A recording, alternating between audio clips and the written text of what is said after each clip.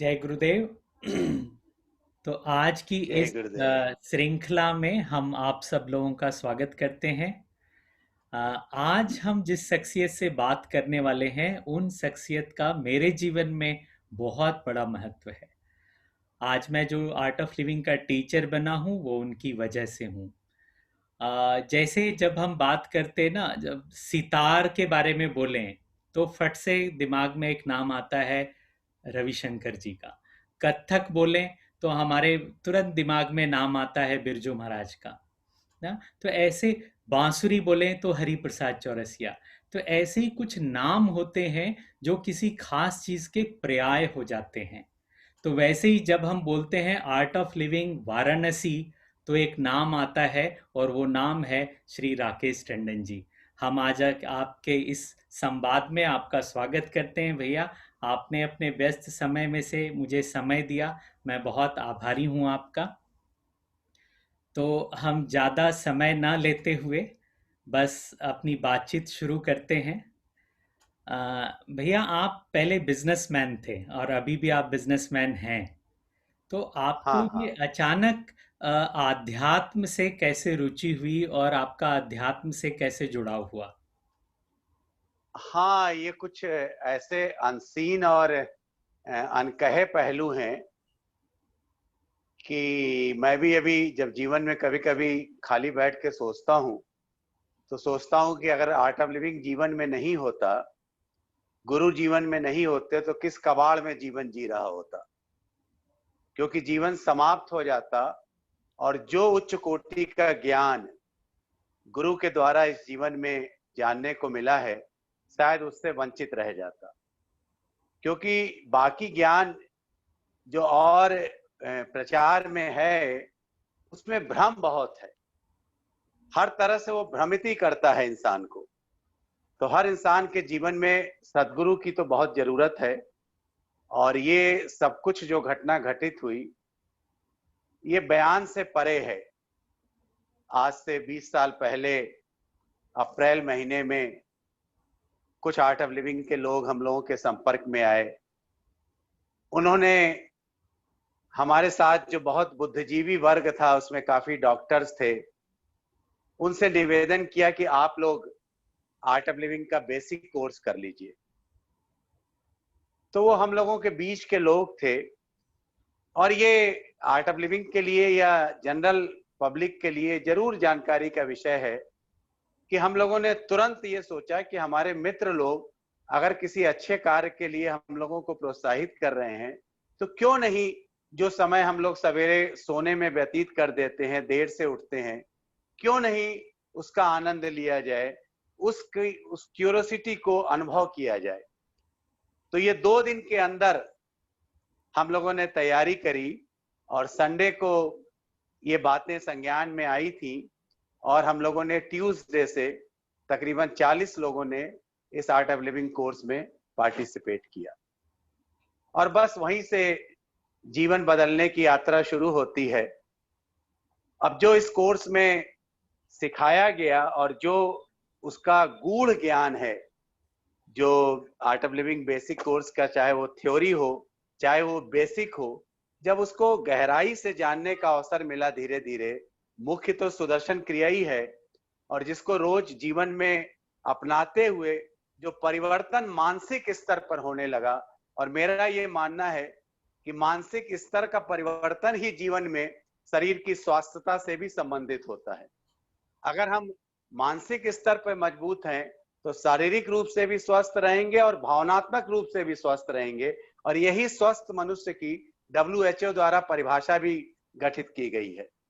तो बस ये यात्रा ऐसे ही शुरू हुई और ये साधना अपने जीवन में मैंने खुद अपनाया। और धीरे धीरे जिसके द्वारा वो कोर्स रचित किया गया था उसका सानिध्य मिला। और ये आध्यात्मिक यात्रा की शुरुआत, जो कभी अंत नहीं जिसका हो सकता, वो जीवन में चल रही है अभी तक। अच्छा भैया, आम जनता के लिए जिन लोगों को ये बड़ी बड़ी बातें लगती होंगी, आध्यात्म क्या है और सदगुरु का जीवन में होना क्या है, हम अगर सरल लफ्जों में इसको समझना चाहें, जैसे श्री राकेश टंडन जी एक व्यवसायी जो आर्ट ऑफ लिविंग के पहले जो थे और अभी के जो व्यवसायी श्री राकेश टंडन जी हैं, उनमें आप क्या फर्क देखते हैं? क्या ऐसा हाँ, बदल गया? सब कुछ वही है, लेकिन जब हम एक व्यवसाय से संबंधित थे तो समझते थे जीवन का यही एक उद्देश्य है, व्यवसाय करना। हम्म। और जब सदगुरु का जीवन में प्रादुर्भाव हुआ तो उन्होंने जीवन को मल्टी डायमेंशनल कर दिया और उनकी कृपा से वो व्यासपीठ धारण करने को मिली, जो कि बिरले लोगों को प्राप्त होती है। और उसके साथ साथ जो अनगिनत सामाजिक कार्य जीवन में होते चले गए, तो ये आश्चर्य का विषय है कि ये सोच के कि मैं सिर्फ व्यवसाय कर सकता हूं, लेकिन अब गुरु ने ऐसा जीवन विस्तृत कर दिया कि सारे काम अपने आप होते चले जा रहे हैं। तो अध्यात्म की परिभाषा यही है कि आप समभाव में रहते हुए और सब दृष्टिकोण से जीवन को जिए, वो सच्चा अध्यात्म है। ये नहीं कि कहीं एक जगह बंध के अगर जिए, और यही हमारे गुरु भी करते चले आ रहे हैं। हाँ, ये बहुत अच्छा और सरल तरीके से आपने समझाया कि आध्यात्म का हर एक व्यक्ति के जीवन में कैसे महत्व है ना। ये बात मुझे लगता है बहुत सारे लोगों को बहुत सरल तरीके से समझ में आएगी कि क्यों हमें एक सामान्य, जैसे मुझे एक वक्तव्य याद आ रहा है गुरुजी का। गुरुजी बोलते हैं कि योग का उसको क्या जरूरत है जो हिमालय पर्वत पे रहेगा, है ना। जो मार्केट में जाएगा उसी को तो पैसे की जरूरत है। तो जो हमारे इस जनमानस में रह रहा है, आम जनता के बीच में है, इस भौतिक युग में अपना जीवन जी रहे, उनके लिए ज्यादा मुझे लगता है योग और आध्यात्म की आवश्यकता है। आपका क्या कहना है इस पे? बिल्कुल बिल्कुल बिल्कुल। योग कर्मसु कौशलम कहा गया है, तो हम सब तो एक निमित्त हैं। अगर हमको व्यवसाय सौंपा गया तो हमें उसको भी 100% करना है। तो उसके साथ साथ जो इतना बड़ा संसार है, सामाजिक जीवन है, उसको भी अपने जीवन में अपनाना है। और अभी तक हम लोग भ्रम होके ये जीते थे कि आध्यात्मिक व्यक्ति वही होता है जो अपने घर परिवार या समाज से विरक्त हो जाता है।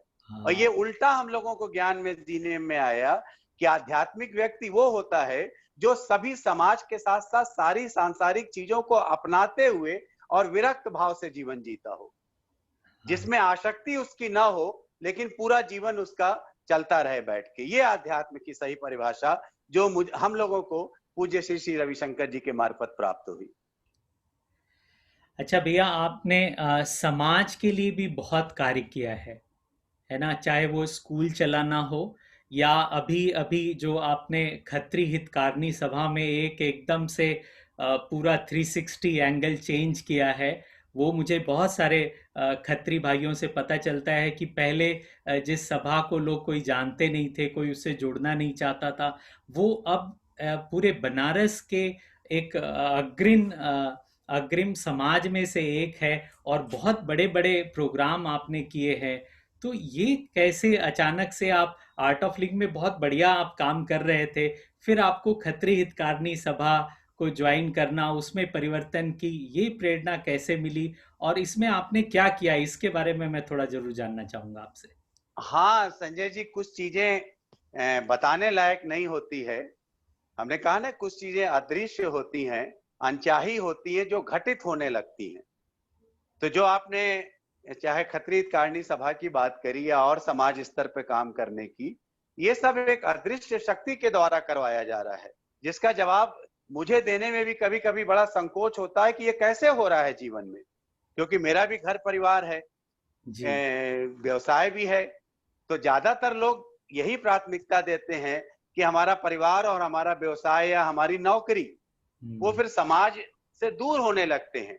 वो ये समझते हैं कि आध्यात्मिक व्यक्ति तो सन्यासी हो जाता है, बैरागी हो जाता है। अब सन्यास और बैराग की परिभाषा भी भ्रमित की हुई थी।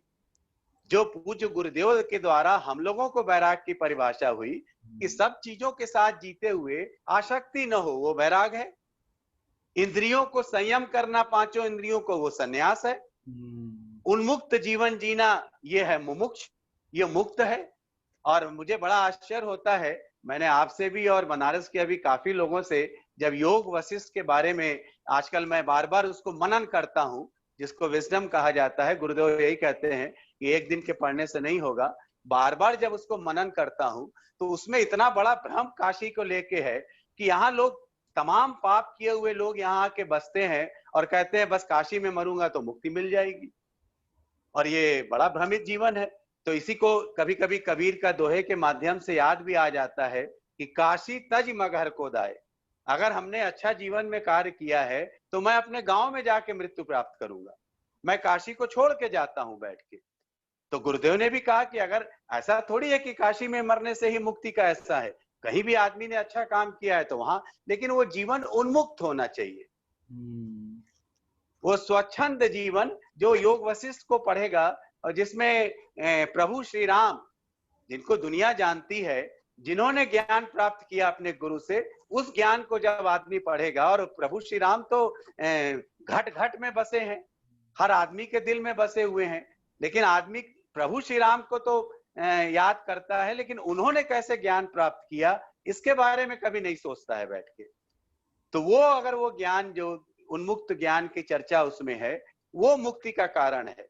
तो जीते जी मुक्ति अगर हम नहीं हुए तो मरने के बाद मुक्ति शायद नहीं होने वाली है। तो अच्छा हमने भैया कहा ना यही। कि ऐसे भ्रम में हम लोग जीवन जी रहे थे कि अगर सदगुरु नहीं होते तो जीवन ऐसे ही समाप्त हो जाता, और पता नहीं कितने जीवन मिलते चले जाते, अधूरा रह जाता ऐसे। अच्छा, यहीं पर मेरा एक और प्रश्न आपसे होगा कि ये मोक्ष है क्या? मोक्ष माने क्या?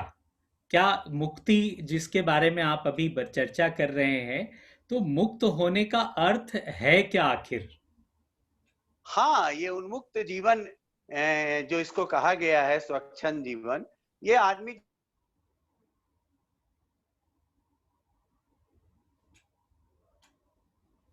तो वही है जिसमें हम क्या नाम है, बैरागी और सन्यास के साथ जीवन जीते रहें बैठ के, जिसमें हमारी आसक्ति ना हो और हम सब काम करते हुए चले जाएं, मुक्ति रहे, हम किसी चीज में उलझे ना, फंसे ना बैठ के। तो ऐसा जीवन जब जीवन में आदमी का होने लग जाता है, तो वही जिसको गुरुदेव बड़े अच्छे सरल भाषा में जिन्होंने समझाया कि एक बच्चा जब स्कूल से आता है और वो अपना बस्ता जो उसके पास होता है वो जब उठा के सोफे पर या पलंग पर फेंकता है, तो उसके जीवन अंदर से आवाज हा, मुक्त हो गया मैं इस बोझ से।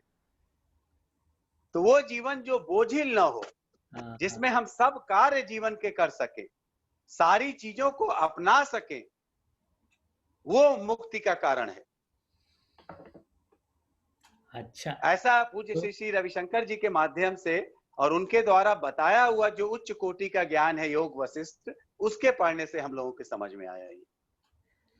फिर तो क्या हम ये भी कह सकते हैं कि जैसे हम बहुत लंबी यात्रा से आ रहे हों और गाड़ी में कई सारे 7 सीटर की कैपेसिटी है और 9-10 लोग बैठे हों, और उससे जब हम बाहर निकल करके खड़े होते हैं और हाथ वाथ खींच करके कहते हैं कि आ हा, तो क्या वही मोक्ष की अनुभूति है? नहीं, उन व्यक्तियों को छोड़ना मुक्ति नहीं है। हाँ। आपको तो उन सबके साथ अद्वैत बात अगर आप आपने जीवन में जाना है कि वो दो द्वय नहीं है, सब अपने ही है, उनको छोड़ के मुक्ति नहीं है। उनके साथ तो जीवन के साथ साथ चलाना है, लेकिन उसमें फंसना नहीं है। हाँ। उस जीवन में फंसना नहीं है, हमको उससे बाहर निकलते चले जाना है बैठ के। तो ये थोड़ा गूढ़ विषय है, ये आदमी इतनी जल्दी समझ में नहीं आएगा जब तक वो योग वशिष्ठ का मंथन नहीं करेगा बैठ के जीवन में। दोनों ग्रंथ हैं और हम सब टीचरों के लिए तो अनिवार्य है योग वशिष्ठ और अष्टावक्र गीता। और ये कितना प्राचीन है, अभी जब अगर युग के हिसाब से आप देखें तो 27 लाख साल बीत चुके त्रेता युग के, और त्रेता युग के समय के ये दोनों ग्रंथ हैं। उसी समय प्रभु श्री राम थे, उसी समय राजा जनक थे। तो आदमी ने श्रीमद् भागवत पर तो बहुत ध्यान दिया, लेकिन योग वशिष्ठ को भूल बैठा हो। तो अगर मोक्ष के बारे में समझना है तो उसको योग वशिष्ठ को समझना पड़ेगा। तो ये खुद से जीवन जीने का प्रश्न है, ये बताने का प्रश्न नहीं है, ये समझाने का विषय नहीं है। अच्छा भैया, आप बहुत पढ़ते भी हैं, है ना, आपने गुरु गीता पढ़ी, आपकी इस प्रेरणा से मैंने भी पढ़ा। तो थोड़ा गुरु गीता के बारे में मैं आपसे पूछना चाहूंगा कि गुरु गीता एक सामान्य व्यक्ति को क्यों पढ़ना चाहिए, और उसमें ऐसा क्या ज्ञान है जो हर एक व्यक्ति को जानना चाहिए। हाँ, गुरु गीता में प्रभु शंकर और पार्वती जी का संवाद है। एक बार पार्वती जी ने शंकर जी से पूछा कि इस पृथ्वी पर सदगुरु की पहचान कैसे करें। जी। तो उसमें शंकर जी ने बहुत अच्छे व्याख्यान के द्वारा 300 पेज की वो गुरु गीता है, और उनको समझाया कि कई तरह के गुरु होते हैं, सूचक गुरु, वाचक गुरु, कथा, ये लोग जो कहते हैं, अलग अलग तरह की श्रेणियां हैं उसमें। लेकिन सदगुरु जब जीवन में आता है तभी जीवन में उन्नति होती है, आत्म उन्नति जिसको कहते हैं। और उसके लिए वो वही होगा सदगुरु जो जो खुद जागृत हो, जिसको एनलाइटेड शब्द कहा गया है, आत्मज्ञानी कहा गया है। लेकिन वो बड़ा मुश्किल का विषय है, वो भी बड़ा मुश्किल का विषय है। अब आप ऐसे समझें कि श्री कृष्ण आए या श्री राम ने वशिष्ठ से ज्ञान प्राप्त किया, और आज पूरी दुनिया प्रभु श्री राम को पूछती है। तो उसके लिए आश्चर्य का विषय है कि प्रभु श्री राम ने क्यों ज्ञान प्राप्त किया। ये एक गूढ़ विषय है ना बैठ के ज्ञान का। तो उन्होंने गुरु को क्यों माना। और उसमें अगर आप संवाद पढ़ते हैं तो वशिष्ठ मुनि प्रभु श्री राम को, दोनों को पता है कि हम कौन कौन हैं। और उस संवाद में योग वशिष्ठ क्या कहते हैं कि जब हमारा व्याख्यान चलेगा तो आपको कमिटमेंट लेना पड़ेगा कि उतने समय बैठना है। तो अगर शिष्य की पात्रता आप में है बैठने की, तब तो आप बैठें, और नहीं तो आप क्लास को छोड़ दें बैठ के। तो प्रभु श्री राम ने इसको स्वीकार किया है बैठ के, उस गुरु को अपनाया है बैठ के। तो अब ये गुरु की पहचान बड़ा गूढ़ विषय है। ये भी एक बहुत ही गूढ़ है। कृष्ण आए तो कितने लोगों ने पहचाना, वो भी तो सदगुरु की श्रेणी के लोग थे। यीशु भी आए, महात्मा बुद्ध भी आए, तो कितने लोग उनको पहचान पाए। तो अगर आज के समय में हम लोग पूज्य श्री श्री रविशंकर जी से जुड़े हैं और उनके बारे में हम कहते हैं कि ये सदगुरु हैं, तो लोग भ्रमित होते हैं कि आपके गुरु हैं, हम कैसे मान लें कि वो सदगुरु हैं। ये भी बड़ा वो हो जाता है प्रश्न कि कैसे उनको समझाया जाए बैठ के। तो भाई ठीक है, आप उनकी बताए हुए ज्ञान पर चलें, फिर धीरे धीरे आप उनको परखें कि वो कौन है कौन नहीं है। तो गुरु गीता एक बहुत ही उच्च कोटि का ग्रंथ है। उसको ऐसे ही कह सकते हैं कि जैसे एक दोहा है कबीर का, सब धरती कागज करूं, लेखन करूं बनराज, लेखन करूं बनराज, सात समुद्र की मसी करूं, गुरु गुण लिखा न जाए। तो जिसने सदगुरु को प्राप्त कर लिया, समझ लिया, उसका गुण लिखा ही नहीं जा सकता है बैठ के। और वो सदगुरु सिर्फ जीवन में अपनी ज्योति से ज्योति जलाने के लिए ही आता है। बाकी वो बहुत ज्यादा प्रचार प्रसार या कथाएं इस तरह का वो अपना प्रचार नहीं करता है कभी। तो अब कैसे पहचाना जाए इसको, इसमें उसमें वर्णित है। तो गुरु गीता पढ़ें लोग बैठ के, तो उनको समझ में आएगा कि कैसे गुरु मिलेंगे। और शायद हमको लगता है कि पढ़ते पढ़ते उनके जीवन में गुरु आ जाएंगे। मेरा अनुभव ये कहता है कि मैंने 3 बार शायद उस पुस्तक को पढ़ा, तो वो पढ़ते पढ़ते जीवन में आ गए। ऐसा होगा जब भगवान शंकर ने पार्वती जी का संवाद है, तो ऐसी कृपा होगी उस पुस्तक में। लेकिन लोगों ने पुस्तकों के बारे में सुना जरूर है, लेकिन मुझे नहीं पता कि 10% पॉपुलेशन ने भी हिंदुस्तान की पढ़ा होगा उस पुस्तक को। तो प्रथम पुस्तक तो वही पढ़नी चाहिए, गुरु गीता। उसके बाद योग वशिष्ठ है, अष्टावक्र गीता है, श्रीमद् भागवत है, और बाकी तो सीख है। जितनी भी कथाएं हैं हमारी, सभी को मनन करना चाहिए, श्रवण करना चाहिए जीवन में। अच्छा, हम जो सुदर्शन क्रिया सिखाते हैं, और एक ऑटोबायोग्राफी ऑफ योगी में हम लोगों ने क्रिया योग के बारे में भी पढ़ा है, जाना है। आपने भी वो पुस्तक पढ़ी हुई है। Yes yes yes. ये क्रिया योग और सुदर्शन क्रिया को अगर हम थोड़ा तुलनात्मक ढंग से अगर समझना चाहें तो आप कैसे बताएंगे? नहीं, तुलनात्मक नहीं किया जा सकता है। वो उस समय जब क्रिया योग था, और ऑटोबायोग्राफी योगी योगानंद परमहंस की है, और आपने ये प्रश्न पूछ लिया है, तो मैं जब आर्ट ऑफ लिविंग का कोर्स लेना शुरू किया था, तो मैं लोगों से पूज्य श्री श्री रविशंकर जी की पुस्तक को नहीं कहता था पढ़ने के लिए। उनसे कहता था कि योग पद्धति को अगर आपको समझना है तो योगी कथामृत पढ़िए, जी मैं जी। उस पुस्तक का प्रचार करता था पहले। नहीं तो लोग ये सोचते थे कि भाई ये तो पूज्य रविशंकर जी से जुड़े हैं, उनकी पुस्तकों का प्रचार करेंगे। तो मेरा प्रचार का पहला माध्यम योगी कथामृति होते हुआ करता था। और उस समय का जब ये वो कहते हैं बाबा जी, उससे जुड़े हुए जो लोग थे, लाड़ी महाशय बनारस के ही थे वो लोग, और युक्तेश्वर जी महाराज जिनके बारे में भी हमने काफी कुछ पढ़ा है, यहाँ पर विशुद्धानंद जी उनका आश्रम भी है। तो वो क्रिया योग वही था जिसका आज के समय में रिवाइज रूप सुदर्शन क्रिया है, हम्म, क्योंकि दोनों वही पद्धति है जो हमको समाधि स्तर पर ले जा सकती है। और योग पद्धति जो हमारी प्राचीन है, सनातन है, जो किसी की धरोहर नहीं है, उसका जो क्लाइमेक्स है, जो अल्टीमेट है, वो क्या है? यम नियम आसन प्राणायाम प्रत्याहार धारणा ध्यान और समाधि। तो यहीं के जो विशुद्धानंद जी हैं, यहीं के जो लाहिड़ी महाशय है, वो पूज्य श्री श्री रविशंकर जी से तो नहीं जुड़े थे, वो क्रिया योग से जुड़े थे और समाधिस्थ थे। वो भी मुक्त हुए, उन्मुक्त जीवन प्राप्त किया उन्होंने, जीते जी। अगर उनकी ऑटोबायोग्राफी पढ़े यहाँ के लोग, तो उन्मुक्त जीवन जीते थे वो लोग, और मुक्त थे। अपनी मर्जी से उन्होंने शरीर छोड़ा। मैंने अभी लाड़ी महाशय को दोबारा यूट्यूब पर पढ़ा, और बस उन्होंने कहा कि मेरा समय आ गया, और समाधि ली और शरीर को गला दिया उन्होंने। आजकल आप ध्यान गुरु जी का कर रहे होंगे सब लोग, तो जी। याद होगा कि गुरु जी कहते हैं कि ऊर्जा ही चारों तरफ है, उस ऊर्जा में पिघला दे यही गहरा विश्राम है। तो शायद ये वही उसी से लाहिड़ी महाशय से या आदि शंकराचार्य से संबंधित है। मैंने उसको भी पढ़ा कि जब उनका सामाजिक ज्ञान स्तर ज्ञान का बांटने का पूरा हुआ, तो एक वृक्ष के नीचे बैठे और शरीर को गला दिया उन्होंने, उस ऊर्जा में विलीन कर दिया। वो जो पूरी प्रकृति की ऊर्जा थी उसमें अपने आप को विलीन कर दिया। ये उन्मुक्त जीवन है कि अपनी मर्जी से आए और अपनी मर्जी से चले गए। हाँ, अभी अभी थोड़ा मोक्ष के बारे में और क्लैरिटी आ रहा है धीरे धीरे। लोगों को भी जब वो लोग ये देखेंगे तो उनको भी बहुत अच्छा लगेगा और ये समझ में आएगा अभी उनको। हमारे एक मित्र हैं बॉम्बे में, जी। तो दिन भर वो बस अपना रुपया मल्टीप्लाई या शेयर मार्केट, काफी पैसा उन्होंने उसमें अर्जित भी किया, बनाया भी, करना भी चाहिए, ऐसा नहीं है। रुपए का सही जगह इन्वेस्टमेंट होना चाहिए, ये भी एक सामाजिक जीवन का हिस्सा है।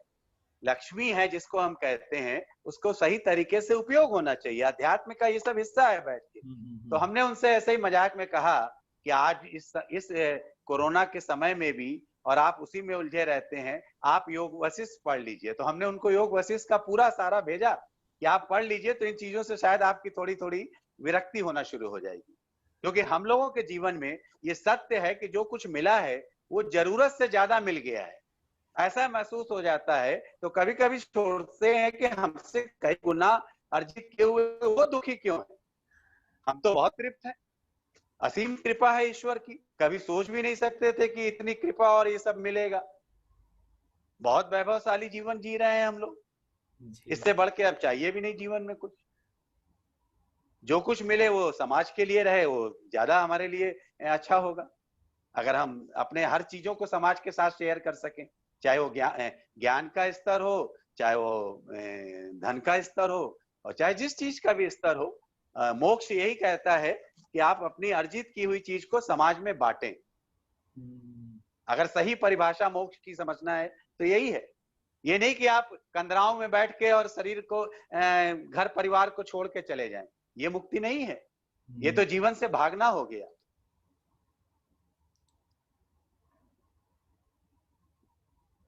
अच्छा, मैंने आपके कई कोर्सेस में असिस्ट किया है, मैं आपके कोर्सेस में बैठता था।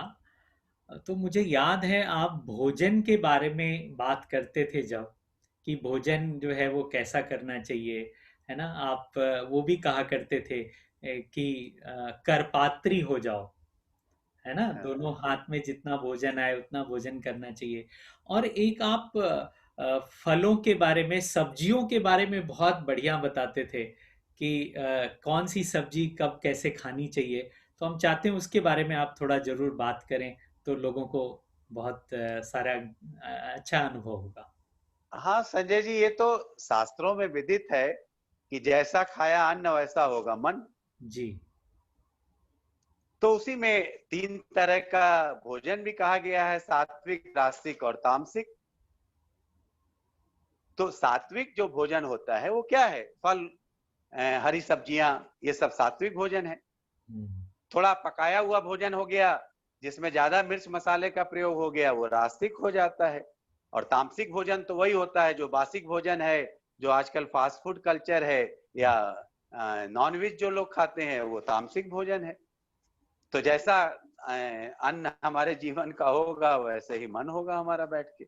अब उसमें सब्जियां हैं तो उनको भी तरह तरह के बारे में, उसके बारे में वर्णित है। जो जमीन से नीचे की होती हैं, उसमें कहते हैं प्राण शक्ति बहुत कम होती है। लेकिन ऐसा भी नहीं है कि उसमें उसका सेवन न किया जाए, क्योंकि अगर जमीन के नीचे आलू उगता है तो उसमें कार्बोहाइड्रेट बहुत होता है। तो सभी चीजों की उपयोगिता है, किसी में स्टार्च ज्यादा है, किसी में कार्बोहाइड्रेट ज्यादा है, और जो जमीन से ऊपर है उसमें प्राण शक्ति। और 2 सब्जियों के बारे में हमेशा हमने क्या बताया? जो कुछ हमने बताया वो पूज्य श्री श्री रविशंकर जी का ज्ञान बताया है। हमारे जीवन में कुछ भी हासिल नहीं था आज से 20 साल पहले। तो उन्होंने कहा 2 ऐसी सब्जियां हैं जो लोग स्वादहीन समझ के छोड़ देते हैं, और सबसे ज्यादा प्राणा उसमें होते हैं। यही मैं हमेशा बताता था, और ये प्रैक्टिकल है कि जब आदमी बीमार होता है तो उसको लौकी खाने को दिया जाता है, क्योंकि बीमार आदमी की प्राण शक्ति कम हो जाती है। और लौकी में सबसे ज्यादा प्राण शक्ति होती है, उसकी जितनी भी प्रजाति होती है कद्दू की। तो ऐसे आदमी समझता है कि इसमें तो टेस्ट होता नहीं, कौन लौकी खाएगा।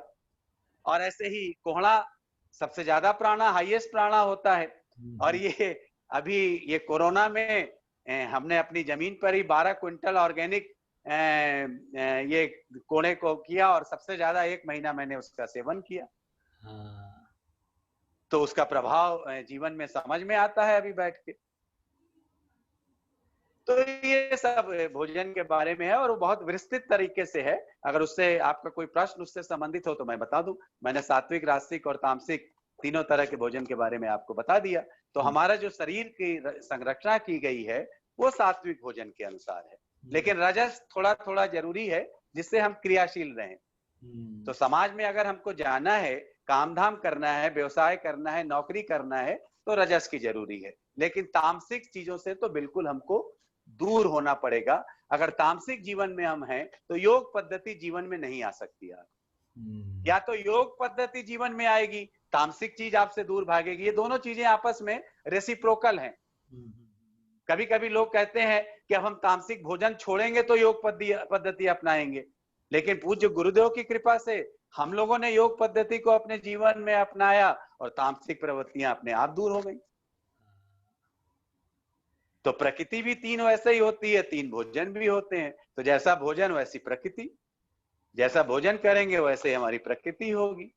अगर हम सात्विक भोजन करेंगे तो आनंदित होंगे, क्रोध कम आएगा, ईर्ष्या कम होगी, घृणा कम होगी। तामसिक रहेंगे तो ये सारी चीजें हमारे जीवन में आएंगी। तो अध्यात्म का ये भी एक पहलू है। अगर करुणा, दया, क्षमा ये जीवन में नहीं है तो हम आध्यात्मिक नहीं है। खाली मंदिरों में बैठ के या जाप करने से या पूजन करने से, तमाम तरह की कथाएं सुन लेने से, पाठ कर लेने से व्यक्ति आध्यात्मिक नहीं हो जाएगा। अगर उसके जीवन में आंतरिक तृप्ति नहीं है, संतुष्टि नहीं है। वो कहते हैं ना, जब आवे संतोष धन, सब धन धूरी समान। तो अगर ये चीजें अनुभूति उसको नहीं हुई तो आध्यात्मिकता नहीं है उसके जीवन।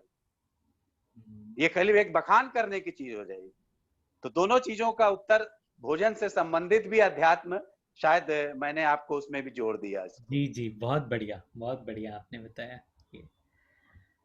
अच्छा, अभी आप चर्चा कर रहे थे, आप बता रहे थे आप कहीं और रह रहे थे, तो इस लॉकडाउन में आपने काफी समय पहाड़ों के बीच में और एकदम प्राकृतिक सुरम्य वातावरण में बिताया है। मुझे कुछ फोटो देखने को मिली, बड़ा सुंदर जगह है वो। कुछ थोड़ा उसके बारे में बताइए, आप वहां रहने का आपका अनुभव कैसा रहा, और वो जगह है कहाँ? संजय जी, वो जगह तो मिर्जापुर जिले में है, लेकिन वो बॉर्डर सोनभद्र का है। और अरौरा बहुत ही प्राकृतिक दृष्टि से बहुत ही सुंदर, अगर कोई जगह है आसपास का क्षेत्र, बनारस जिले के आसपास 100-150 किलोमीटर के अंदर, हमारे समझ से 250, लखनऊ कानपुर भी अगर आप जोड़ लें उसमें, तो अरौरा प्राकृतिक दृष्टि से बहुत ही संपन्न और बहुत ही खूबसूरत जगह है। तो उसी अरौरा परगना में वो एक जगह हमारे मित्रों की कृपा से, जो हमारे डॉक्टर्स मित्र हैं 2006 में, उसको खरीदी थी। और एक फिर हमने कहा कि गुरु का नाम लेंगे तो लोग कहेंगे कि बार बार ये गुरु का अदृश्य शक्ति, एक अदृश्य शक्ति जो गुरु के मार्फत से हमारे साथ जुड़ी है, उसने उस चीज को डेवलप कराने में हमारा सहयोग किया। और आज भी आपका फोन आया था, उस समय भी 2 व्यक्ति उसी के बारे में चर्चा करने आए थे कि भैया हम लोग गए, बहुत अच्छा लगा, उस पर ये करें वो करें। खैर वो इस समय बताने का विषय नहीं है, लेकिन हमने अपने लॉकडाउन का काफी समय वहां व्यतीत किया और लोगों के मन से ये भ्रम दूर करने के लिए कि वो जंगल है। लोगों के मन में ये भ्रम था। और अभी भी एक हमारे मित्र ने कहा आपकी पत्नी भी वहां रही? हमने कहा हाँ, 10-15 दिन रात में रही, पूरा परिवार हमारे साथ था। और मई के महीने में खुली छत के नीचे सोआ, खुले बादल, खुली छत मतलब खुले आकाश के नीचे। हाँ, हाँ, हाँ। जो हम लोग बचपन में छतों पर सोते थे, जब लग्जरी नहीं थी, एसी नहीं था, कूलर नहीं था, तो छत पर ही सोते थे हम लोग गर्मी के दिनों में। तो ये भी सौभाग्य हमारे परिवार को भी मिला सोने का।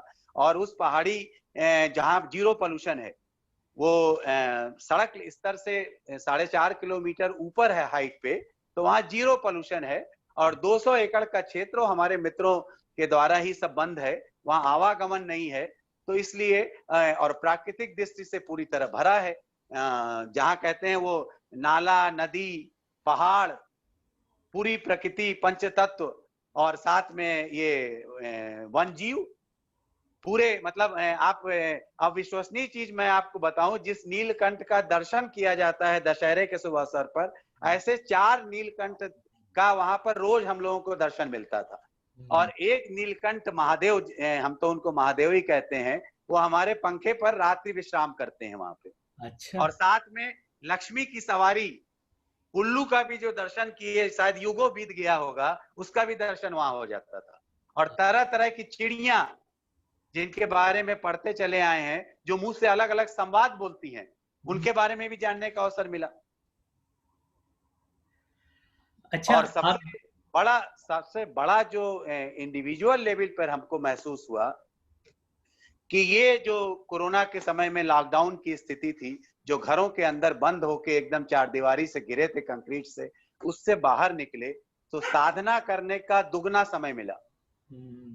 साधना करने के लिए दुगना समय, ऐसा नहीं है कि आप हमारा इंटरव्यू ले रहे हैं और आप साधना नहीं करते हैं, आप भी हमसे ज्यादा करते थे, लेकिन वहां मुझे समय थोड़ा ज्यादा मिला। और शारीरिक दृष्टि को भी, जैसे मैं 5 किलोमीटर रोज साइकिल चलाने लगा वहां पे अपने अंदर, तो उसको अपने आप को टेस्ट करने का भी एक अवसर मिला।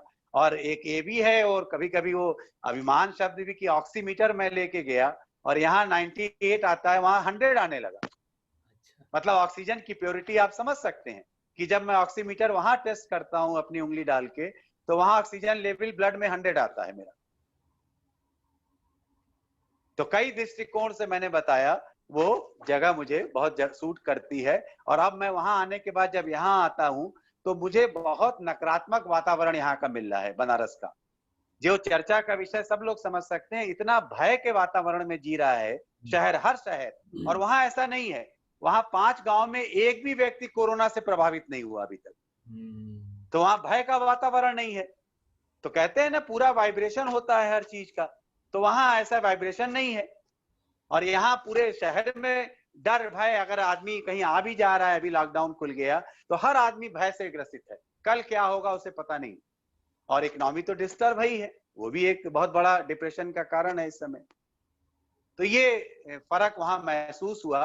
और मुझे बहुत अच्छा ये लगा, मैंने सोचा वीकेंड का ये परमानेंट लॉकडाउन अगर हो जाएगा सैटरडे संडे, लेकिन फिर वो शासन प्रशासन ने मिलके सैटरडे खोल दिया और खाली संडे कर दिया। अगर वीकेंड आदमी को मिले तो 2 दिन जरूर प्रकृति के साथ उसको व्यतीत करना चाहिए। और ये बहुत अच्छा लॉकडाउन ने सबक सिखाया हम लोगों को। प्रकृति ने एक बहुत बड़ा रहन सहन का लेसन दिया है जीवन में। अब आदमी कितने दिनों तक उसको अपना पाता है। अब इसी में एक प्रश्न आपका था करपात्री जी वाला, जी, जो जी। शायद आप भूल गए और मुझे याद है। तो मेरा अन्न उतना ही इस सब वहां पर होता था, मैं 1/4 अन्न ग्रहण करता था अच्छा। अपने वहां प्रकृति में। और लोग आश्चर्य करते थे कि आपको इतना कुछ मिला है तो आप ऐसा क्यों खाते हैं, जो हमारे बनाने वाले कुक भी हैं। अरे हमने कहा यहाँ प्रकृति की इतनी ऊर्जा है कि अन्न की महत्ता ही नहीं है इतनी। तो मेरा शाम का नाश्ता जो है अमरूद होता था। 5 किलो प्रकृति की कृपा से रोज अमरूद हमारे पेड़ों में हो रहे थे इस समय, और वो भी प्योर ऑर्गेनिक। हाँ। तो जो भी हमारे वहां आता था उसको मैं अमरूद का ही नाश्ता कराता हूँ। तो आप समझ सकते हैं इन चीजों के साथ रहने का, और ये सब शास्त्रीय दृष्टि से बताई हुई चीजें हैं। इसमें कुछ हमें बताने के लिए कोई अलग नहीं है चीजें। तो पहले भी आपको पता है कि जब कोई बीमार पड़ता था तो डॉक्टर कहते थे कुछ दिन के लिए पहाड़ पर चले जाओ। क्यों कहते थे? ये तो पुराने समय की पद्धतियां है ना। क्यों वो कहते थे कि वहां जाओगे, प्रकृति के साथ रहोगे, मन शांत हो जाएगा। तो कहते हैं ना, मन चंगा तो कटौती में गंगा। अब छोटी छोटी चीजें भी शास्त्रों की देखिए आपके प्रश्नों के साथ होती चली जा रही हैं। 2-3 चीजें हमने इस तरह से कबीर के दोहे के माध्यम से भी बताई, और जो शास्त्रों में विदित है वो भी आप पूछ रहे हैं, और गुरु का ज्ञान है वो अंदर से निकल रहा है। जी। अच्छा, तो फिर इसका अर्थ ये समझा जाए कि अगर हम साधना का स्थान विशेष पे भी फर्क पड़ता है। अगर हम साधना किसी ऐसे जगह पे करें बजाय उसके किसी दूसरी जगह पे एक प्राकृतिक वातावरण में करें तो उससे फर्क पड़ता है। बहुत ज्यादा समय का, संगत का, ये तो शास्त्रों में विदित है। दोनों चीज का बहुत असर पड़ता है, क्योंकि पूरी प्रकृति एक वाइब्रेशन के द्वारा ही है। तो वो वाइब्रेशन ही ग्रहण हम लोग करते हैं, जिसको पॉजिटिविटी निगेटिविटी अपने अपने शब्दों में हम लोग बयान करते रहते हैं। तो फिर कहीं हम लोग की इस बातचीत से कोई ये अर्थ न निकाले कि साधना फिर घर में नहीं करनी चाहिए, जब हम पहाड़ पे जाएंगे तभी साधना करेंगे। नहीं नहीं नहीं नहीं, बिल्कुल नहीं है। हमारा ये कहने का मतलब है कि वहां साधना थोड़ी ज्यादा फलीभूत हो जाती है। Correct correct. तो हमने पहले भी ये कहा था कि वो जो भगोड़े कहलाते हैं, जो घर बार छोड़ के जाके कंदराव में बैठते हैं, और रूखा सूखा जीवन, चेहरे पर अगर मुस्कुराहट नहीं है तो अध्यात्म नहीं है। ऐसा ही हम लोगों ने सीखा है। अगर रूखा सूखा अगर चेहरा आपका है तो आध्यात्मिक आप हो ही नहीं सकते। तो समभाव मतलब कि सब चीजों को अपनाना है। उन्मुक्त जीवन की जो बातें हम लोगों ने करी कि सब चीजों को अपनाते हुए अपनी मुस्कुराहट को बरकरार रखना है, यही आर्ट ऑफ लिविंग का सबसे बड़ा ज्ञान है, और यही पूज्य गुरुदेव का सबसे बड़ा संदेश है दुनिया में, कि किसी भी हालत में अपनी मुस्कुराहट को कम नहीं होने देना। उन्होंने कहा ना कि एक बालक एक दिन में 400 बार मुस्कुराता है, एक वयस्क 17 बार, और जब प्रौढ़ हो जाता है तो उसकी मुस्कुराहट ही चली जाती है। हाँ, तो ठीक बात है। आपके आशीर्वाद से हम लोग प्रौढ़ किसी लेकिन मुस्कुराहट अंदर से आ रही है, बनावटी मुस्कुराहट नहीं है हम लोगों के जीवन में। अच्छा भैया, अब हम आपसे एक सवाल ये पूछना चाहेंगे। आपको अगर कोई एक गाना गुनगुनाना हो गुरुजी के लिए, तो आप कौन सा गाना गुनगुनाना पसंद करेंगे? तुम आ गए हो, नूर आ गया है, नहीं तो चरागों से लौ जा रही थी, जीने की हमको वजह मिल गई है, बिना वजह जिंदगी जा रही थी। अब पूरा याद नहीं है मुझे, बस नहीं, आप बहुत इतना ही बढ़िया, समझ बहुत लें बढ़िया। कि तुम आ गए हो तो नूर आ गया है। बहुत अच्छा, बहुत अच्छा गाया आपने। अच्छा, मुझे याद है जब मैंने कोर्स किया था उसके बाद फिर मैं घर पे अपनी साधना वगैरह करता था, लेकिन कभी ये नहीं सोचा था कि मैं आर्ट ऑफ लिविंग टीचर भी बन सकता हूँ या मुझे बन जाना चाहिए।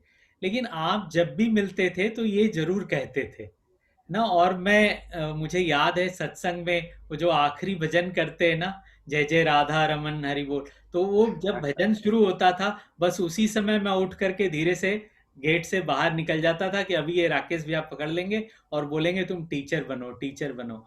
मुझे कोई हाँ, इंटरेस्ट नहीं था और मुझे कोई रुचि भी नहीं थी, है ना। फिर भी आपको ये कैसे पता चल गया कि ये टीचर बन सकता है और इसको टीचर बनाना चाहिए? आपने ऐसे कई लोगों के साथ में किया है, मैं एक एग्जाम्पल हूँ।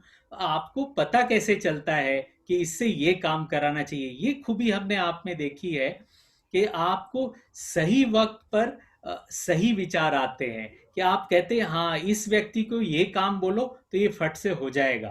तो आपको ये कैसे आता है, ये मैं रहस्य जानना चाहता हूँ आपसे। संजय जी, ये तो आप भी आर्ट ऑफ लिविंग टीचर हैं, और जो योग पद्धति की बात हो रही है, तो इंट्यूशन, आप तो उसके भी टीचर हैं। जी। आप बच्चों को सिखाते हैं ट्यूशन। तो जब यही कहा गया है ना कि मन चंगा, तो जब मन शांत होने लगता है तो हमारी आंतरिक शक्ति जो है उसको बढ़ने में, जिसको कहते हैं ना एक बृहद दृष्टिकोण, तो उसको जगह मिलती है, स्पेस मिलती है, जो गुरुजी कहते हैं। तो बस ये सब अदृश्य शक्ति का कमाल है। और आप हमको पुराने वो 2005 में ले जा रहे हैं। वो राम भवन मुझे याद आने लगा जी। कि जब जी। आप पीछे बैठते थे और मैं अपनी दृष्टि से आपको पकड़ता था बैठ के, तो मैं नहीं करता था ये सब। मेरे ऊपर आप ये ना छोड़े, कोई अदृश्य शक्ति थी। और कल भी मैं आपके लिए प्रार्थना कर रहा था कि आपके उन्नति तो बहुत हुई, बहुत कम समय में आपके गुरुदेव ने उन्नति करी थी, लेकिन कुछ पंख अभी बाकी रह गए थे। वो कुछ फेदर्स कहते हैं ना, वो जुड़ने रह गए थे। तो कल मैंने ये प्रार्थना गुरुदेव से करी कि संजय जी को इससे क्यों वंचित हैं गुरुदेव, ये पंख गुरुदेव उनके भी और जुड़ जाने चाहिए। तो मुझे लगता है कि ये आप उस काबिल हैं, तो वो आपको हासिल होना चाहिए। तो शायद वो गुरुदेव जल्दी सुन लेंगे, हमको लगता है। वैसे तो इस यात्रा ये अनंत है, इसमें कहाँ तक क्या जाया जा सकता है। बट मैं सच बताऊं ईमानदारी से, गुरुजी ने मुझे जितना कुछ दिया है ना, अभी मैं एबीसी का पूरा सेंट्रल इंडिया देखता हूँ, और मैं बच्चों का एडवांस कोर्स का टीचर हूँ, और प्रज्ञा योग का टीचर हूँ। तो अभी तो जो कुछ भी मैंने सोचा था उससे ज्यादा ही मुझे कुछ मिला हुआ है। मन में जो जो इच्छाएं हमने करी थी, मैं प्रश्न करूं गुरुजी जवाब दें, ये पूरा हो गया। उनका जो आसन है वो लेकर के मैं चलूं, ये भी सौभाग्य मुझे आपके द्वारा ही मिला था। आप नीचे थे, गुरुजी बीच में थे, मैं ऊपर था, और गुरुजी को आना था, आपने आसन मेरी तरफ में फेंका कि ले जा करके जल्दी से बिछाओ। तो मुझे तो पूरी तरह से तृप्ति है। अब आपने कुछ कहा है, जो भी होगा सब स्वीकार्य है। हाँ हाँ हाँ। तो गुरु गीता पढ़ने पर ना, ये जो आसन की बात आपने करी, जी। ये गुरु गीता ग्रंथ पढ़ने पर समझ में आएगा लोगों को कि अगर गुरु मिल जाते हैं तो किस तरह से गुरु का साथ निभाना है हमें। हम्म। समझ में आया ना। तो ज्यादातर लोग अब वो थोड़ा सा हम ये कह सकते हैं, हम उनके ऊपर कोई दोषारोपण या ऐसा नहीं कर सकते हैं। वो थोड़े ज्ञान के स्तर पे कम है। उनकी ये होता है कि गुरु आ गए, उनके सामने चले जाएं, अपनी व्यथाएं बता दें, ये कर दें। लेकिन गुरु तो सब समझ ही लेता है। हम्म। जब धीरे धीरे शुरुआत में हम लोगों के साथ भी ऐसा होता था, और आज ये लगता है कि गुरु के सामने जाने से ज्यादा महत्वपूर्ण है कि उसके कामों को करना, हम्म। उसके ज्ञान में जीना ज्यादा महत्वपूर्ण समझ में आता है, ना कि उसके साथ भौतिक रूप से उसके समकक्ष जाना और बार बार उसका दर्शन करना। क्योंकि वो यही कहता है ना कि तुम समाज के लिए आए हो, तुम्हारा जीवन जो है पूरे समाज के लिए है। तो तुम्हें सब जगह जाना है और सारे काम को निपटाना है। तो ये उपयोगिता जीवन की होनी चाहिए बैठ। अब इसी में लोग भ्रमित होते हैं कि हम सारा काम करेंगे तो कैसे हम कर पाएंगे, कैसे हम मुक्त होंगे। उनको ये लगता है कि हम मुक्त कैसे होंगे, हम तो बंधन में चले जाएंगे। हम्म। लेकिन अगर उन्मुक्त का उनको वो मिल गया, अभी कल ही हमने एक भेजा भी है किसी को, कि अगर वो उन्मुक्त हो गए तो उन्होंने सब कुछ पा लिया। ये विवेकानंद का था शायद है, कि अगर आप उन्मुक्त जीवन मिल गया आपको गुरु कृपा से, तो आपको सब कुछ अपने आप हासिल होने लग जाएगा। लोग उल्टा समझते हैं आज के समय में कि मैं हासिल करता रहूंगा तब उन्मुक्त जीवन। वो हासिल करते करते उन्मुक्तता भूल जाते हैं, समझ में ही नहीं आती उनके, वो उसके पीछे ही नहीं जा पाते हैं। तो वही हमने कहा ना कि इतना भ्रमित आध्यात्म में हम लोगों ने जिया था, और वो बिल्कुल सही है। कि सदगुरु अगर जीवन में नहीं आए, अभी एक ज्ञानी पुरुष की बात मैं सुन रहा था कि उन्होंने यही कहा हम लोगों को आपस के बारे में कि कितने लोग आज 155 करोड़ 150 करोड़ की देश की आबादी है, या हिंदुस्तान पूरे विश्व की आबादी 6 अरब है 7 अरब है, तो कितने लोग गुरु से सदगुरु से जुड़ पाए हैं, कितने लोग पहचान पाए हैं। अभी वो पुस्तक भी क्या है, अचल शिखर पे अचल, क्या है संजय जी वो, शायद मैं नाम भूल रहा हूँ, अचल पे शिखर है, भानु दीदी वाली। हाँ हाँ हाँ हाँ हाँ, तो वो पुस्तक भी हमने 1.5 दिन में जैसे चैलेंज करके पढ़ा था। अभी पहले सरसरी निगाह से देखा था, और ये लॉकडाउन में तुरंत अवसर मिला था अप्रैल मई में कि पूरी रात जाग के उसको पढ़ा। अब वो पुस्तक हमने कई लोगों को बांटा और उनको कहा कि आप इसको बांटिए तो आप पढ़ेंगे कि कैसे प्रादुर्भाव हुआ है श्री श्री रविशंकर जी का। वो वैसे ही है जैसे श्री प्रभु श्री कृष्ण आए थे। कहाँ जन्म हुआ था? कारागार में। लोग भूल जाते हैं। कभी कभी मैं लोगों से कहता हूं, आप कृष्ण के इतने बड़े भक्त हैं, कृष्ण का गोकुल वाला जीवन आप नहीं जीते, चरवाहे वाला जीवन आपको नहीं याद रहता है। कैसे उन्मुक्त जीवन कृष्ण उस समय जीते थे? आप तो भव्यता में रहते हैं खाली। आप वैसा भी जीवन जिए ना जो ग्वाल बाल के साथ कृष्ण जीते थे। तो जो आपने प्रकृति की बात करी थी, वही तो मैं उसमें चर्चा करना चाह रहा था। प्रभु श्री राम का वनवासी जीवन भी तो लोगों को अपनाना चाहिए कि कंद मूल फल खाते थे, है कि नहीं संजय जी? बिल्कुल बिल्कुल। 14 साल का वनवास कैसे काटा था उन्होंने? हाँ, बिल्कुल सही बात है। तो हमारे वो आराध्य हैं दोनों प्रभु श्री कृष्ण, तो उन्होंने अपना जीवन कैसे जिया? तो वो जो विपरीत परिस्थितियों का जीवन है वो तो हम भूल जाते हैं उनका। वो भी तो हमको जीवन में अपनाना चाहिए, और वही ये कोरोना पद्धति में हुआ है। क्या ये सही नहीं है? क्यों संजय जी? एकदम सही बात कर रहे हैं, एकदम सही। क्या ये विपरीत परिस्थिति प्रभु श्री कृष्ण और प्रभु श्री राम के साथ नहीं हुई थी क्या? बिल्कुल बिल्कुल, इससे ज्यादा। कैसे जीवन जिया? हाँ, इससे ज्यादा थी। तो क्यों लोग भय में हैं? क्यों घबरा रहे हैं? खाने के लिए तो करपात्री जी महाराज का है ही है 1 अंजुल। 2 अंजुल में जितना समा जाए पका हुआ अन्न वो बहुत पर्याप्त होता है। 2 अंजुलों में जितना हासिल हो जाए वही करपात्री जी का था, तो उतना पर्याप्त है। लेकिन अब आदमी वो सोचता है कि इतने से पेट कैसे भरेगा, तो पेट भरने के लिए उसको थोड़ी प्राकृतिक ऊर्जा लेनी पड़ेगी।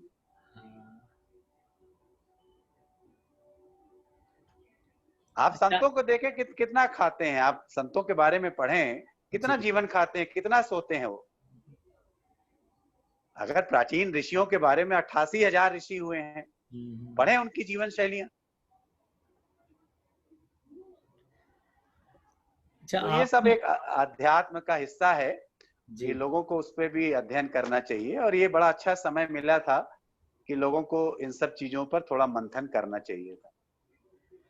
अच्छा भैया, आपने बहुत सारा समय गुरुजी के साथ बिताया है, गुरुजी के साथ आप रहे हैं, उनके साथ में ट्रैवल किए हैं, है ना? तो कुछ तो आपके जीवन में ऐसा घटा होगा उनके सानिध्य में या उनकी कृपा से, है ना? कोई एक घटना, कोई एक ऐसी बात जो आप हमसे शेयर करना चाहें, जिनको हम गुरु स्टोरी बोलते हैं।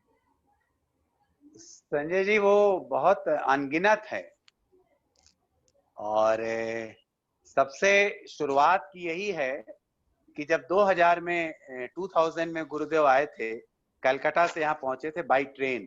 मैं बाई ट्रेन इसलिए कह रहा हूँ कि लोग भाई कभी भ्रमित होते हैं कि गुरुदेव चार्टर प्लेन से करते हैं, तो मैंने गुरुदेव को स्कूटर पे भी बैठे देखा है और गुरुदेव को ऑटो में भी चलते हुए देखा है। हाँ, मैंने तो ये भी सुना है कि वो इलाहाबाद से लखनऊ बस में खड़े होकर के यात्रा किए हैं। हाँ हाँ, और एक सज्जन अभी लखनऊ के हमको मिले थे, उन्होंने कहा 2 दिन हमारे घर में गुरुदेव का प्रवास हुआ था। तो हमने कहा आप तो बहुत ही सौभाग्यशाली हैं उस समय के। तो हमने कहा आप गुरुदेव को याद रखते हैं? बोले वो तो भूल गया मैं। हाँ। समझ रहे हैं? तो 2000 की वो इंसिडेंट है कि बस गुरुदेव स्टेशन उतरे, और उस समय जो टीचर यहाँ पे थी, जिनको मैं आर्ट ऑफ लिविंग का भी मेंटर अपना मानता हूँ, शेजल दीदी, जो हमारी नेशनल टीचर हैं, और सभी लोग उनके बारे में जानते होंगे। आपने कितने पहला कोर्स भी उन्हीं से किया था? नहीं, पैरा नहीं। कोर्स तो हमारे ट्रेनर थे संजीव पोद्दार जी, अच्छा अच्छा। और सेजल जी उस समय थी बनारस में, लेकिन मेंटर मैं सेजल जी को मानता था, आज भी उन्हीं को मानता हूँ। तो बहुत कुछ उनसे सीखने को मिला, और हमारे समझ से आर्ट ऑफ लिविंग के 75% लोगों को उनसे सीख लेनी चाहिए। हम्म, अगर आपने सुना होगा कि जो मंगोलिया में उन्होंने काम जी किया, जी जी जी। मंगोलिया की आधी से ज्यादा आबादी को उन्होंने सुदर्शन क्रिया सिखा दी। ये इतनी बड़ी उपलब्धि शायद आर्ट ऑफ लिविंग के 15,000 टीचरों में 15 टीचरों को ही हासिल होगी कि बिल्कुल। एक देश की आधी आबादी को अकेले कोर्स करा दिया उन्होंने। तो वो सेजल जी की बात थी, पता नहीं, बताया ना कि कुछ अदृश्य शक्तियां हैं जिसको बखान नहीं किया जा सकता। पितर पक्ष चल रहा है, पितरों के पुण्य होंगे, ऐसे ही हम कह सकते हैं इस समय। तो वो सेजल जी ने निवेदन किया कि आपको गुरु जी को गाड़ी में लेके जाना है। तो हमने कहा ठीक है। तो हमने जहाँ गुरु जी को जाना था गाड़ी में वहां लेके चला गया। उसके बाद माँ विशालाक्षी के मंदिर ले आया।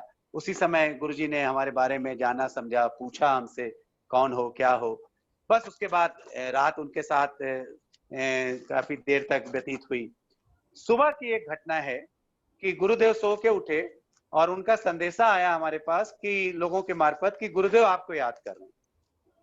तो हमने कहा गुरुजी से तो मैं पहली बार मिला हूं अभी, और अभी खाली उन्होंने हमारे बारे में पूछा है, और मैं ऐसी शख्सियत कहां से हो गया कि गुरुजी मेरे बारे में पूछ रहे हैं। तो उन्होंने कहा गुरुजी आपको याद कर रहे हैं और आपके साथ ही इलाहाबाद वो आप गाड़ी लेके आइए, इलाहाबाद जाना है। और उसी समय मैं रोटरी क्लब का प्रेसिडेंट था, और हम्म। उस दिन ये था देव दीपावली का दिन था। तो अच्छा। मैंने कहा मेरे जिम्मे तो बहुत बड़ा कार्यक्रम है और मैं तो नहीं जा सकता। देखिए मेरी ये अज्ञानता उस समय की कि मैं नहीं पहचान पाया था गुरु को, और उन्होंने, उनकी कृपा है ये, अदृश्य कृपा। तो उन्होंने, जिसके माध्यम से मुझे फोन मिला था, सुबह सुबह 5 बजे की बात थी। तो उन्होंने कहा अच्छा आप आ सकते हैं। हमने कहा हाँ आ जाता हूँ। तो मैं गाड़ी लेके चला गया। तो मैं गया तो बस मन में ये इच्छा हुई कि चलो गुरुजी जिस कमरे में हैं उनसे मिल लेता हूँ। तो जैसे मैं दरवाजा नॉक करने के लिए जा रहा था, अब तो नॉक करने की हिम्मत भी नहीं होती हम लोगों की, उस समय सदगुरु की श्रेणी में हम लोगों ने नहीं रखा था उनको, ये अज्ञानता मैं बता रहा हूँ। तो वैसे ही गुरुजी ने हमसे पहले ही दरवाजा खोला और बोला तू आ गया। तो मुझे बड़ा आश्चर्य हुआ। हाँ। और उसके बाद मैं क्या कहता कि मैं अपने बंधन में बंधा हुआ था। मैंने गाड़ी की चाबी उस व्यक्ति को सौंपी और कहा कि आप इलाहाबाद गाड़ी लेके चले जाइएगा, जब आपकी मर्जी होगी तो वहां से भेज दीजिएगा। फिर ये सिलसिला 2000 नवंबर का था। फिर वो आप लोगों को भी पता है कि जनवरी में गुरुजी जर्मनी से महाकुंभ हुआ जी जी। 2001 में। और वो तो परम सौभाग्य था कि 50 लग्जरी गाड़ियों का काफिला एयरपोर्ट पे लगा था टाइम्स ऑफ इंडिया का, और गुरुजी ने छोटी सी गाड़ी मैटिस हमारी चयनित करी,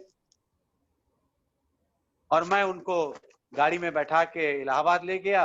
और रोज सुबह 5 बजे से लेके रात 10 बजे तक वो सौभाग्य था कि मैं गाड़ी उनका ड्राइव करता था, और जहां जहां वो हर कुटी में संतों की जाते थे उनको लेके जाता था। बस वो संबंध ऐसे ही मजबूत होते चले गए। फिर तो आप जान ही रहे हैं कि वो 2000 और 2001 से लेके आज 2020 हो गया। तो अब तो बस जीवन गुरु का ही है, और जितना हम उनके काम आ सकें यही बस दिल से कामना है कि आखिरी श्वास तक गुरु जीवन में बने रहें, और आखिरी श्वास तक गुरु का ज्ञान और गुरु का काम, ये दोनों जीवन का अंग रहे। बाकी चीज तो सेकेंडरी है। अच्छा, एक छोटा सा स्कूल, सरकारी स्कूल था, उसमें कुछ काम किया गया आपके द्वारा और आपके सहयोगियों द्वारा, और उस स्कूल को एक मॉडल स्कूल के रूप में इस्टेब्लिश किया गया है। उसके बारे में थोड़ा हम जानना चाहेंगे आपसे। हाँ, संजय जी, हमने कहा ना कि ये सब गुरु स्टोरी का जो हिस्सा है, ये सब अदृश्य शक्ति का कमाल है। बस एक अचानक फोन आया कि प्राइम मिनिस्टर मोदी जी की कॉन्स्टिट्यूएंसी है, और CSR fund air India, Indian airlines जिसका नाम हो गया एयर इंडिया एक्सप्रेस, वो चाहते हैं कि 2 स्कूलों को मॉडल स्कूल बनाया जाए, और वो आर्ट ऑफ लिविंग का सहयोग चाहते हैं। तो राकेश जी, आपसे बढ़ के सहयोग बनारस में कौन दे सकता है? तो हमने कहा परम सौभाग्य है। वो महिला हमारे संपर्क में आई, तो उन्होंने चयनित किया दोनों स्कूल एयरपोर्ट के पास, जबकि वो हमारे इरादे में नहीं था। आपको पता है कि हम लोग जो नौगढ़ पे स्कूल चला रहे हैं, जी वो जी हमारी प्राथमिक स्तर का है कि वो स्कूल हम लोग का एक वैभवशाली अच्छा स्कूल बने। वो भी काम पिछले 18 साल 17 साल से मैं देख रहा हूँ। जी जी। धीरे धीरे वो जिसको कहते हैं परिवर्तन होता गया पदों का, लेकिन शुरुआत तो वो भी अदृश्य शक्ति के द्वारा, हमारे द्वारा ही हुआ था, वो नौगढ़ वाला स्कूल भी, औरैया टाण का। तो ऐसे ही ये हुआ। तो हमने अपने, हमारे एक मित्र हैं, उनसे कहा कि भाई आप बताएं कि एयरपोर्ट के पास के 2 स्कूलों का चयन। तो उन्होंने 2 ग्राम प्रधानों का चयन किया, और ग्राम प्रधान के चयन के साथ हम लोगों ने स्कूल को विजिट किया। तो ये हुआ कि 2 स्कूल का काम करना है। तो हमारी आंतरिक शक्ति ने अंतर मन से ये कहा कि एक साथ कई काम करना ठीक नहीं होता है, एक काम एक साथ करो। तो हमने अपने मित्र से, जिन्होंने हमको ग्राम प्रधान से मिलवाया था, उनसे कहा कि मैं एक स्कूल का काम करूंगा, और जब वो मॉडल बन जाएगा तब हम दूसरे स्कूल का काम करेंगे। तो बस वो एक स्कूल पर काम शुरू किया। ग्राम प्रधान ने, वहां के गांव वासियों का सहयोग मिला, हमारे मित्र का। लेकिन आश्चर्य सिर्फ ये है उसका कि वो सरकारी स्कूल है, और सरकारी स्कूल में अगर हमारा पदार्पण हुआ वहां पे, तो उन लोगों की एक कृपा थी कि उन्होंने अपने अंदर आने दिया, नहीं तो वो रोक सकते थे कि आप कौन है यहाँ आने वाले। वो इंस्पेक्टर ऑफ स्कूल या जो तमाम एजुकेशन सिस्टम से जुड़ा हुआ विभाग है, वो कोई भी हमसे प्रश्न पूछ सकता था, लेकिन किसी ने प्रश्न नहीं किया, और वो काम चलता चला गया। तो काम चलता चला गया, एक ठेकेदार मिल गए, उनको हमने कह दिया कि स्कूल का इंफ्रास्ट्रक्चर आपको बनाना है। वो बनाते चले गए।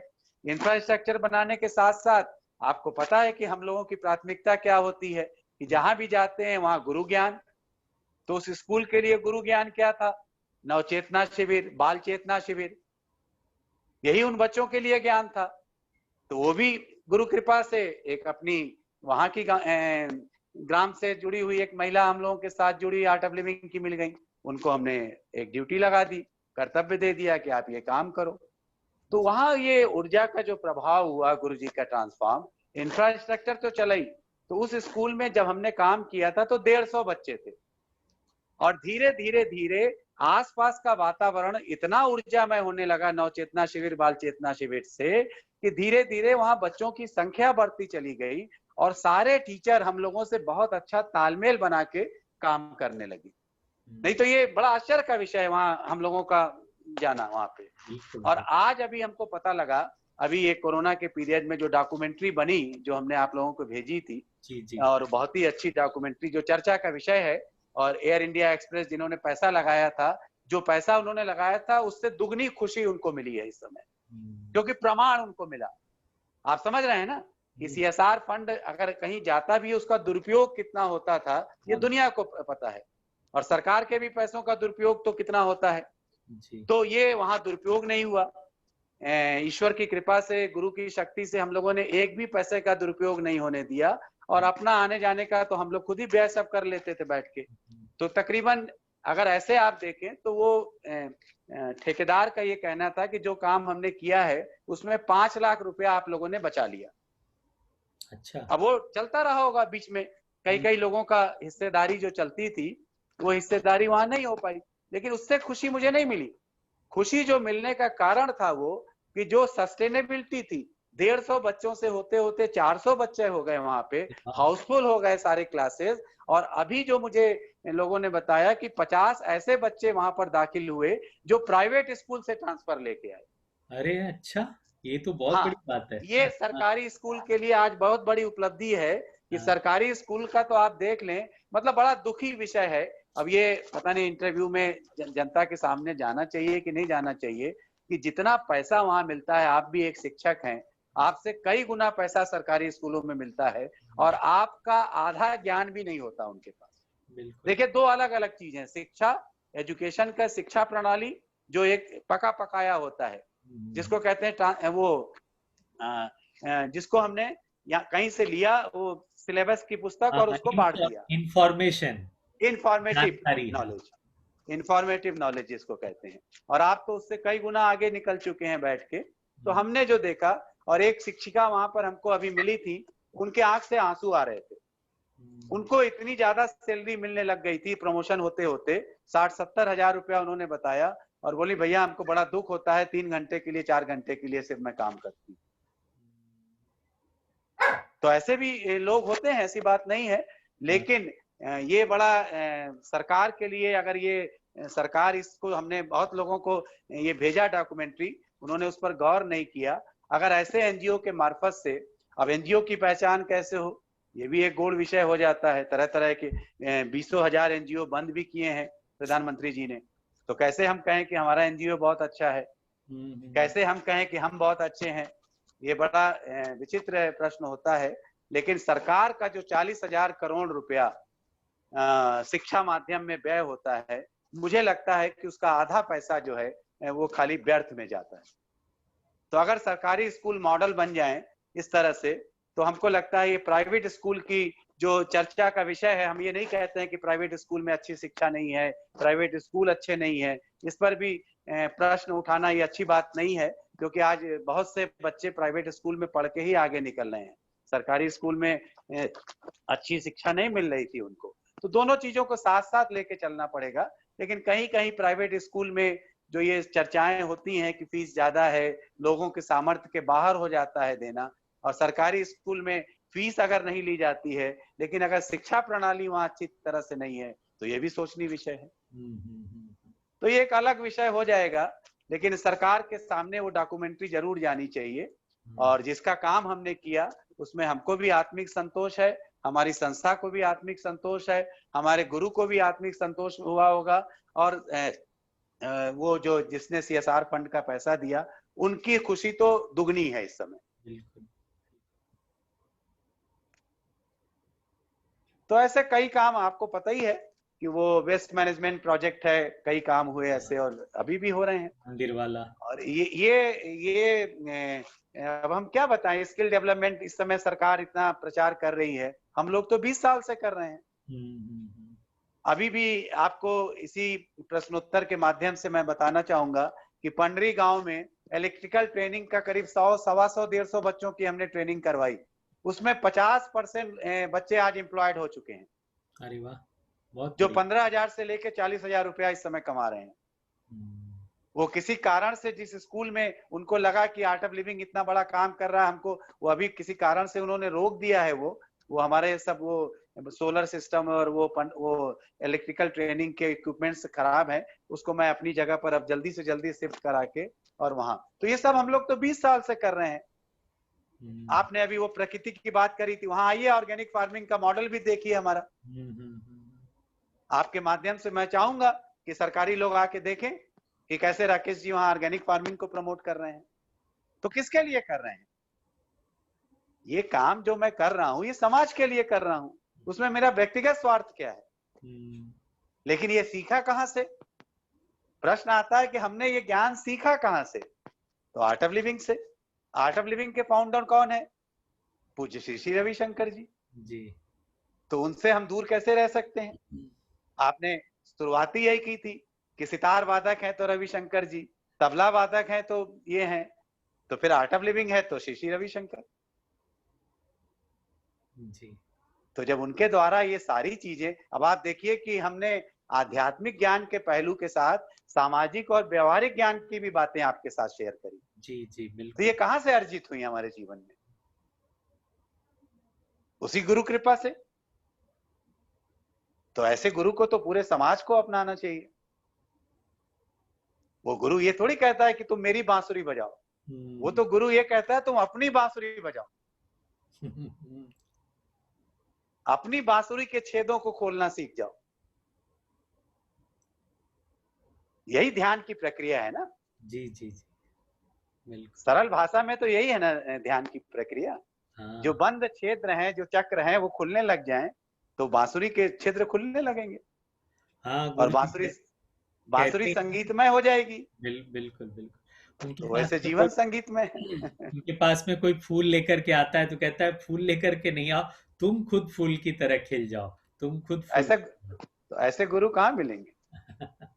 बाकी तो गुरु अपनी परिक्रमा ही करवाते रहते हैं। हाँ, ठीक बात है। अब ये थोड़ा लोगों को कष्टप्रिय लग सकता है ये वाणी जो हमने कहा, लेकिन यही है। बाकी अगर आप ये देखेंगे तो सत्य है। चाहते हैं बस वो हमारे इर्द गिर्द हमारे शिष्य घूमे, और गुरु तो कभी नहीं चाहते कि उनके इर्द गिर्द कोई रहे, वो भी अदृश्य रहते हैं।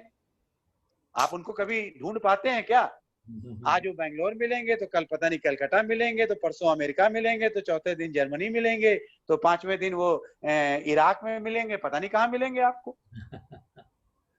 हम तो यही देख रहे हैं 20 साल से कि सवेरे बात किया तो पता लगा वो कहाँ है, और शाम को बात किया तो दुनिया के किसी कोने में पहुंच जाते हैं।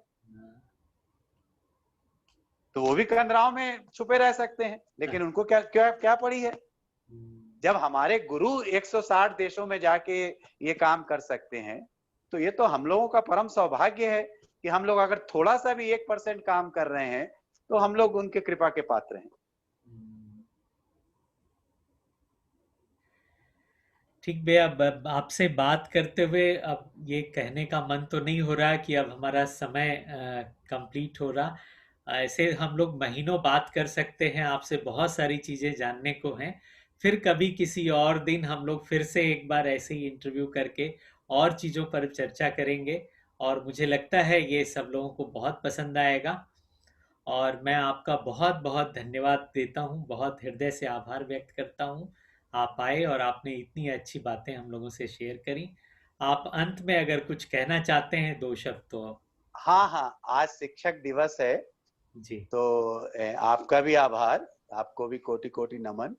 और आज आपके माध्यम से मैं सारे आर्ट ऑफ लिविंग के शिक्षक और तमाम जो शिक्षक हैं इस हिंदुस्तान दुनिया में, उन सबको शिक्षक दिवस की बधाई देता हूँ, शिक्षक होने की, और शुभकामनाएं प्रेषित करना चाहता हूँ। थैंक यू भैया, थैंक यू। जय गुरुदेव।